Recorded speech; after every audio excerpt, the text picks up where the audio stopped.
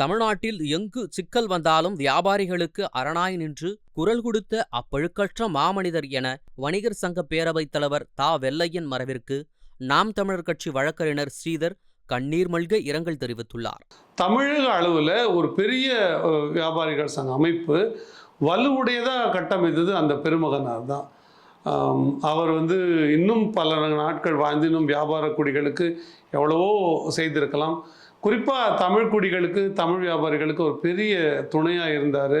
அவர்களுக்கு எங்கெங்கெல்லாம் சிக்கல் ஏற்படும் போதும், அரசியலில் சிக்கல் ஏற்படும் போதும், இல்லை வியாபாரிகளுக்கு இடையே சிக்கல் ஏற்படும் போதும், வியாபாரிகளுக்கும் காவல்துறைக்கும் இல்லை மற்ற அமைப்புகளுக்கும் சிக்கல் ஏற்படும் போதெல்லாம் ஒரு பெரிய அரணா நின்று அவர் குரல் கொடுத்தார். அப்படி ஒரு ஒப்பற்ற அழுக்கற்ற மனிதர் அவர் இன்று நம்மிடையே இல்லை என்பது மிகப்பெரிய வருத்தமாக இருக்கிறது. காலம் எல்லோரையும் கரைத்து கொண்டு செல்லும்.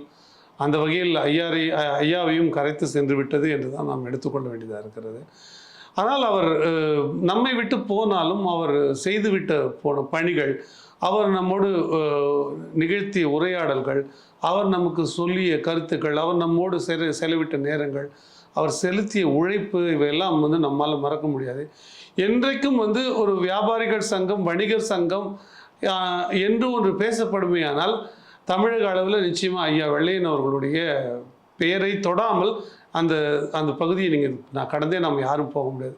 அந்த வகையில் ஐயா தன்னுடைய வாழ்பயனான அந்த புகழை தன்னுடைய வாழ்நாளை வியாபாரிகளுக்காக, வணிகர்களுக்காக செலவு பண்ணி அந்த புகழை அவர் அடைந்து விட்டார் என்று தான் நம்ம நினைக்கிறோம்.